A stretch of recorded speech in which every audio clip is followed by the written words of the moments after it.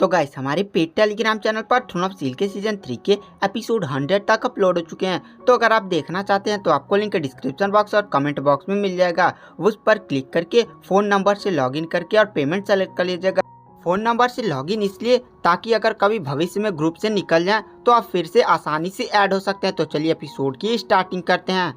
Long Haochen ने old adder सेंग्यू से कहा था कि डेमन गॉड एम्परर मुझे ही पाना चाहता है। तो वहाँ पर ओल्ड एडर सेंग्यू कहते हैं पर वो तुम्हें ही क्यों चाहता है? तुम अभी लेवल 7 पर हो और उसकी पावर तो काफ़ी ज़्यादा है और तुम्हारी प्रतिभा भी अभी उसके बराबर नहीं हुई है, तो आखिर वह तुम्हें मारना क्यों चाहता है? लॉन्ग हाउचेन कहता है मैंने मिशन टावर से 60 डेमन गॉड किल एक मिशन लिया था जिसमें मुझे 16 डेमन को मारना था जो लेवल 7 और लेवल 8 के होने चाहिए, और उसमें से एक मिशन था 72 डेमन गॉड एंड्रोमिलियस को मारना, और हमने 72 डेमन गॉड एंड्रोमिलियस को मार दिया। और यह बात सुनकर ओल्ड एल्डर सेंग्यू काफ़ी ज़्यादा शॉक हो जाते हैं और कहते हैं क्या? ओल्ड एल्डर सेंग्यू कहते हैं कि 72 डेमन गॉड को तो मारना किंग ग्रेट के आगे वाले डीमन हंट स्क्वाड के लिए भी काफ़ी ज़्यादा मुश्किल होता है। मेरे हिसाब से तो वो भी लोग उसे नहीं मार पाएंगे, लेकिन आखिर हाउचेन इतना ज़्यादा टैलेंटेड है कि उसने 72 डेमन गॉड को मार दिया। उसके बाद लॉन्ग हाउचेन कहता है आपको 72 डेमन गॉड एंड्रोमिलियस का पिलर तो याद ही होगा। तो एल्डर सेंग्यू कहते हैं हाँ मैं जानता हूँ कि वह पिलर काफ़ी ज़्यादा मजबूत है और तुम लोग उसे ख़त्म नहीं कर पाओगे। तुम लोग चिंता मत करो, 6000 सालों में ऐसा कोई भी नहीं पैदा हुआ जो उन पिलर को एक खरोच भी लगा सके। तो लॉन्ग हाउचेन कहता है मैंने उस पिलर को डिस्ट्रॉय कर दिया। और यह बात सुनकर ओल्ड एल्डर सेंग्यू कहते हैं क्या? और उनके पैरों तले जमीन ही खिसक जाती है। तो लॉन्ग हाउचेन कहता है हाँ हमने 72 डेमन गॉड एंड्रोमिलियस का पिलर डिस्ट्रॉय कर दिया है, और यह सब किया है मेरे बिस्ट पार्टनर हायू ने। मेरा बिस्ट पार्टनर काफ़ी ज़्यादा अजीब है। हायू के बारे में ना ही किसी किताब में लिखा है ना ही किसी एल्डर को पता है कि आखिर यह किस प्रजाति का है, पर इसके पास एक बहुत ही ज़्यादा मिस्टीरियस पावर है। इसके पास डेमन पिलर को ख़त्म करने की पावर है, इसीलिए डेमन गॉड एम्परर मुझे पकड़ना चाहता है ताकि वह मुझे मार सके और मेरे साथ ही साथ वो हायू को भी मार सके। अगर वो ऐसा करने में सक्षम हो जाता है तो ऐसा कोई भी नहीं होगा जिसके पास डेमन पिलर को ख़त्म करने की पावर होगी। ओल्ड एल्डर सेंग्यू लॉन्ग हाउचेन की बातों को सुनकर काफ़ी ज़्यादा शौक हो जाते हैं, क्योंकि वह जानते थे कि डेमन पिलर एक काफ़ी ज़्यादा स्ट्रॉन्ग अस्तित्व है जिसे 6 महान बूढ़े नाइट्स भी नहीं खत्म कर पाएंगे। अगर temple of alliance long Haochen को सौंप देता है तो डेमन गॉड एम्परर शायद यह त्राही बंद कर दे, लेकिन मानवता में शायद ही फिर से ऐसा कोई बंदा प्रकट होगा जिसके पास डेमन पिलर को ख़त्म करने की पावर होगी। और ओल्ड एल्डर सेंग्यू काफ़ी ज़्यादा सोचने लगते हैं।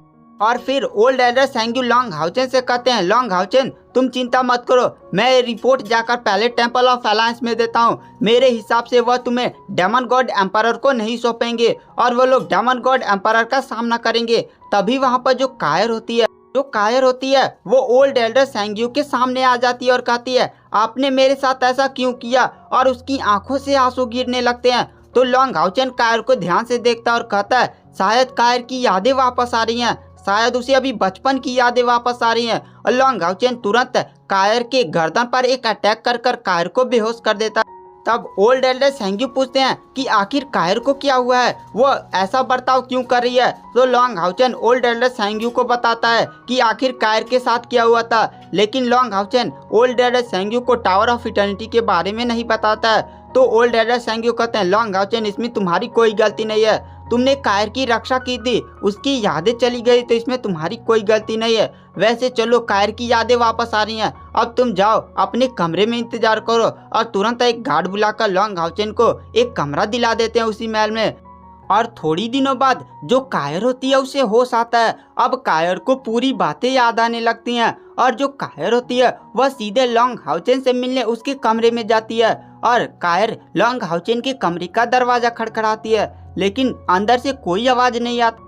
तो कायर कमरे के अंदर जाकर देखती है तो कमरे के अंदर कोई भी नहीं होता। तो कायर कहती है कि लॉन्ग हाउचेन काया कहाँ, वो तो कमरे में बैठकर ही कल्टीवेशन करता था।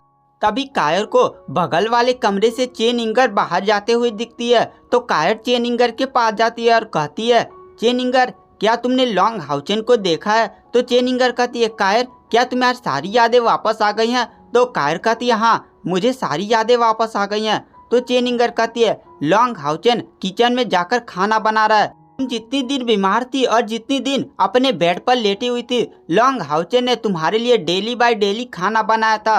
और कायर यह सारी बातों को सुनकर काफी ज्यादा शौक हो जाती है और वहां पर चेनिंगर कहती है लॉन्ग हाउचेन ने कहा था कि शायद उसके पास कुछ ही दिन बचे हुए हैं, शायद अगर temple of alliance demon god empire के पास भेजने का फैसला करता है तो लॉन्ग हाउचेन को वहां पर जाना ही पड़ेगा। और लॉन्ग हाउचेन अगर डेमन गॉड एम्पायर के पास चला गया तो वह उसे किसी भी हालत में नहीं जीत पाएगा और उसकी मृत्यु पक्की होगी। तो लॉन्ग हाउचेन ने कहा था कि उसे जो पसंद है वही करेगा और उसने तुम्हारे लिए लगातार खाना बनाया था। और वहां पर जो कायर होती है वो अचानक से चेनिंगर के पास से गायब हो जाती है और सीधे रसोई की तरफ निकल जाती है। और इधर हमें सीन शिफ्ट किया जाता है लॉन्ग हाउचेन की तरफ, जो रसोई में बैठकर बहुत सारी अच्छी अच्छी डिशेस बना रहा होता है। लॉन्ग हाउचेन ने बचपन में ही खाना बनाना सीख लिया था, उसकी मॉम बीमार रहा करती थी, जिसके कारण लॉन्ग हाउचेन ने अपनी मॉम को अच्छी अच्छी डिशेस बनाने के लिए उसने बहुत सारे खाना बनाना सीखा था।